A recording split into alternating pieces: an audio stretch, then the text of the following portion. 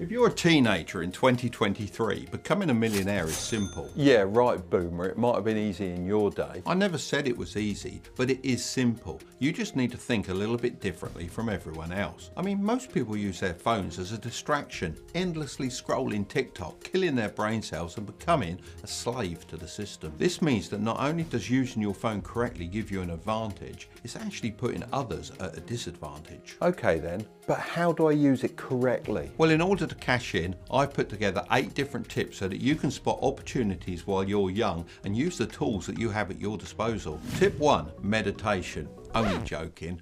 I'm not going to make some boring video about meditation and journaling. Let's be real, that's not going to make you a millionaire. But what will is. Tip 1, realizing there's so much fucking money out there. You have to really understand this, because if you don't, the harsh reality is you're going nowhere. You'll be one of those middle-aged people that never made it. You know, the ones that blame everything on everyone for their misfortune. Oh, it's the government. Oh, it's the blooming recession. You've got to face up to what's going on instead of wasting your early years wrapped up in excuses. But that's not you, and it certainly wasn't me. Even as a teenager, I knew that money was everywhere. I would always see people with cash on their hip, nice cars and luxury homes. Instead of being angry about what other people had, I understood that there was enough wealth out there for me, and instead of hating on the rich and wealthy, I decided to learn from them. Hanging out with my mentor, a guy called Dave Monk, got me involved in a lot of high-level conversations, and seeing how the guys with money acted was so valuable. Believing there is so much money out there will really help you to focus on your goals and take responsibility for your own success. Just think, someone owns all of these buildings, and thinking like this can also allow you to celebrate the success of others and learn from their achievements rather than feeling threatened by them. You really don't have to reinvent the wheel to get rich. All you need to do is position yourself somewhere money is flowing. Just think how crypto was a huge craze in 2021 and how many people made fortunes, not by investing in it, but by launching their own projects. They didn't create the technology of crypto. However, they did notice the money pumping into the space and benefited from it. Sadly, most people don't realize that there's lots of money out there waiting to be claimed, and therefore will never spot these kinds of opportunities. Many even feel like they have to be really lucky or come up with a completely new business idea. In reality, it's so much more simple than that. Successful people often just identify a business that has worked really well in the past and then add their own unique twist to it. Think Uber. I mean, taxis have been around for years. It took Uber just to make it easier and cheaper for everyone to use them. Everything stems back to the core belief that money is everywhere, and once you let go of the idea that money is scarce, everything changes. Tip 2, don't focus on saving. This is the opposite to what many of these online gurus will tell you, but honestly, most of them have made their money the slow way. Believe it or not, I'm actually the opposite. Even though I'm old and grey, I was a millionaire in my 20s and I've lived a fantastic life and I haven't deprived myself of much. I mean, in my life, I've travelled to almost every country on the planet, become a pilot, was a champion race car driver, competed for my country in world championships, and built multi-million-dollar businesses. Have I been silly with my money? No, but I have used it strategically and had lots of fun along the way. When online gurus talk about investing $50 per week from the age of 16 into the S&P 500 at an average return of 7% per year, leading to you having over $1 million by the age of 65, I think they believe this actually excites people. Newsflash, it doesn't. But what should excite you is the free stock worth between $3,000 and $1,000 at public.com are currently giving you once you sign up and fund your account. I'll leave that link down below if you want to pick that up. Most people want to enjoy their money while they're young, just like I did. Don't get me wrong, of course it's very important to start investing small amounts when you're young and not leaving it until the last minute. But ideally, this should be money you don't even notice leaving your bank account and not your lifelong plan to become a millionaire. Investing all of your baby money into the stock market or something you can't control is the worst move that you can make, as it locks up all of your money for testing out side hustles and business ideas. Those are the real ways to make big money. Now, having an emergency fund of 6 months living expenses does take the edge off, and it allows you to take calculated risk without worrying too much. So I'm not fully against saving, I'm just against hoarding cash, as I've never known anyone to make a lot of money in their younger years when they take this approach. So the truth of this lies somewhere in the middle. Use both the fast and the slow lanes. Don't be a prolific saver that denies himself a Starbucks coffee if that's what makes you happy.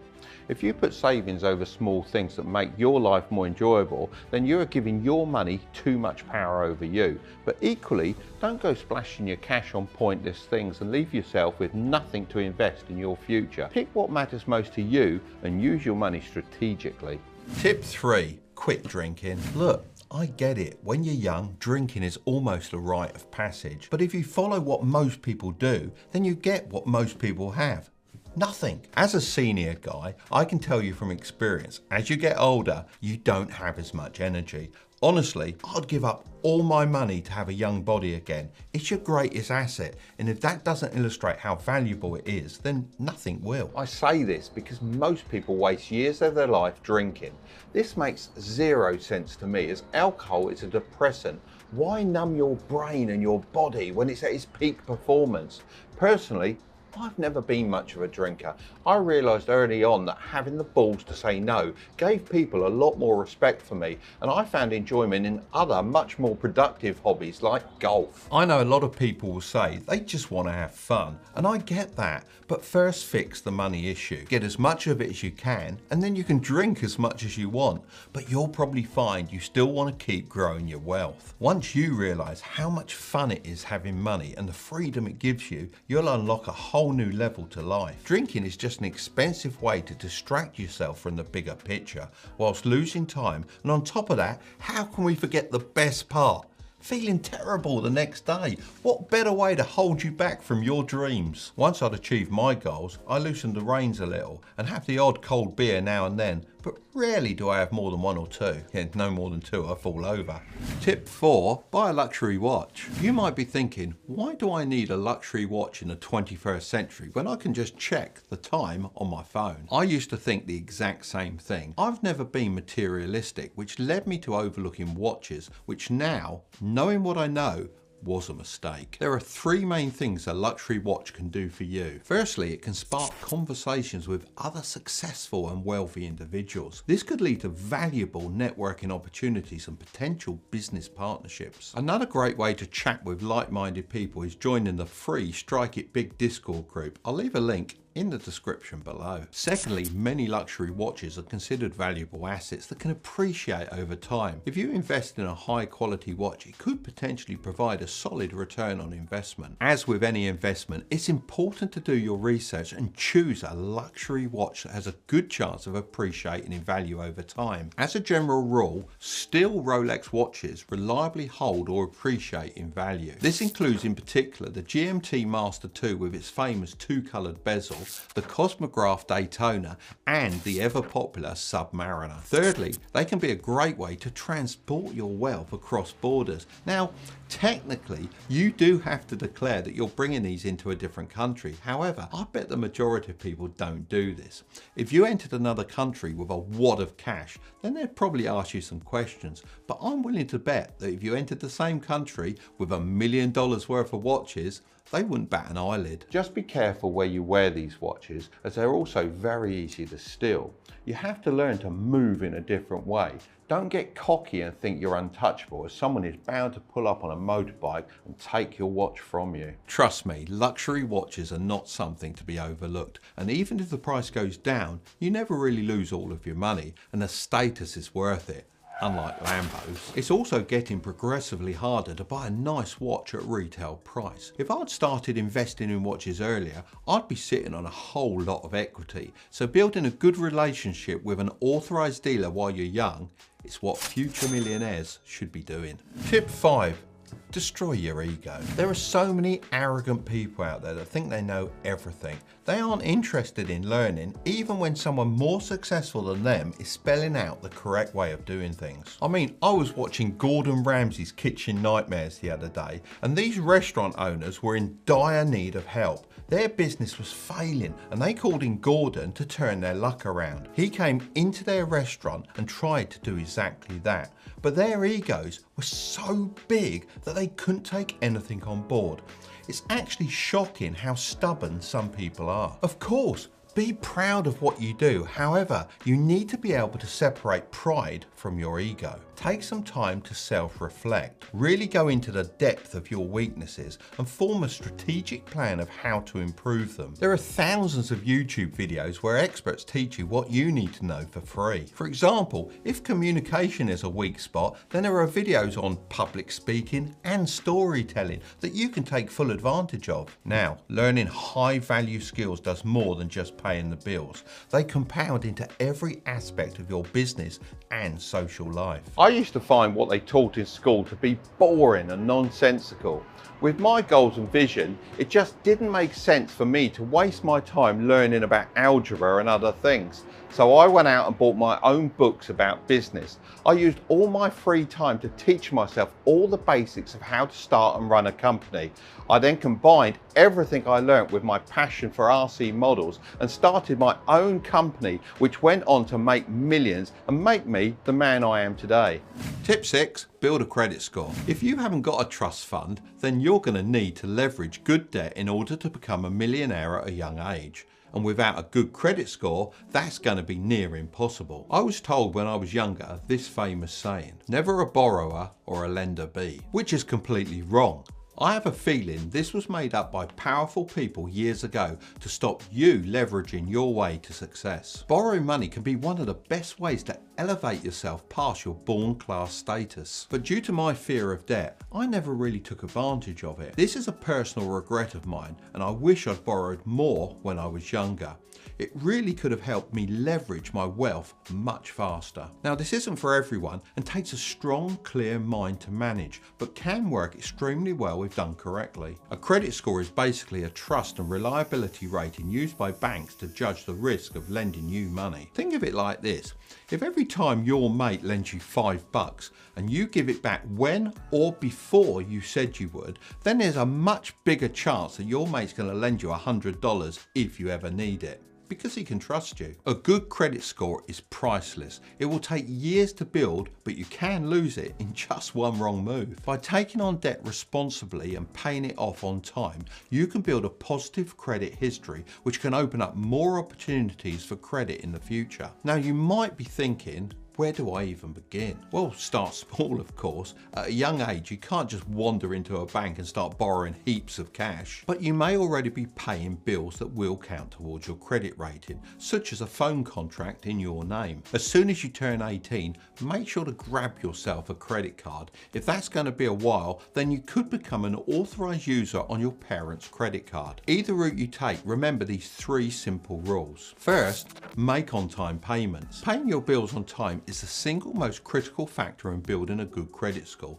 In short, don't be late. Second, keep your credit utilization low. Credit utilization is simply the amount of credit you're using compared to the amount you have available. As a tip, when starting out, stay below 30%. Essentially, don't spend it all. Third, don't apply for too much credit. This can be interpreted as desperation and lower your score significantly. Remember, less is more. If you follow these rules, then you'll certainly be in a good position to start growing your wealth at a rapid rate. Tip 7, follow the money. In life, doing what you love won't always make you rich. While it's important to pursue what you love and enjoy, it's also essential to balance your passions with practicality. If you have a passion but don't think it will pay you, flip the script. A good example of someone doing exactly this is Rick Shields, who we recently interviewed on our podcast Strike It Big. His ambition was to become a professional golfer on the PGA Tour. However, although he was very good in his youth, and to be honest, he still is to this day,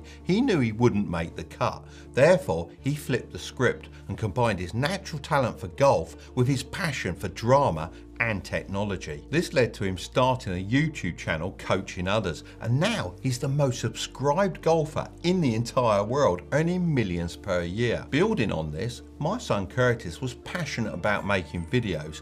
He was making YouTube videos but realised it wasn't going to be successful. So he pivoted to making commercial films for nightclubs, weddings, advertisements and anything in between. It'd take any job. Then he followed the money and niched down into the business coaching space as he enjoyed working with these clients, as those were the videos that made the most money. He's now my business partner in this very channel you're watching, and these videos wouldn't be possible without him. So he's involved in something he loves, making good money, but it's not in the way he originally intended. Both examples here followed the money and flipped the script to work in their favour, and you can do this too. It's crucial to learn skills that are in demand. Identify industries and professions that are thriving and have a future, and invest time and effort in learning the skills that can help you succeed in those areas.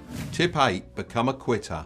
You need to get good at quitting or you'll never succeed. Imagine you're at a cinema and you've paid for your ticket and you sit down to watch the movie. About 10 minutes in, you realise that it's absolute rubbish. It's so boring that a 2-hour chat with your granddad about his childhood dog would be more stimulating. But instead of leaving and doing something else, you decide to stay and watch the whole thing because you feel like you've already paid and you don't want to waste your money. This is an example of sunk cost fallacy. The money you paid for your ticket, it's already spent and it can't be refunded. So whether you stay for the whole movie or leave early, the money's gone. It would be better to cut your losses and leave early if you're not enjoying the movie, rather than sticking around and wasting more time and energy on something you don't like just because you feel like you've already invested in it. The same thing can happen in other areas of your life. Maybe you've invested a lot of time, money or effort into a project that isn't working out, but you keep going just because you feel like you've already put so much in. But just like the movie ticket, the resources you've already invested are a sunk cost. You can't get them back. It's better to cut your losses and move on to something else, rather than sticking around and wasting more resources on something that just isn't working. Let's be honest, making your first million is never going to be easy, but it can be simple. If you're young, use time to your advantage. I made millions while I was young and also built generational wealth by investing for the long term. Don't listen to anyone that tells you that you have to pick one lane. You can do both at the same time. If you want to know some great ways to make money with your phone as a teenager, then I'll leave that video right up there. But don't click on it just yet. Remember to subscribe if you want to grow your wealth, okay? I'll see you over there.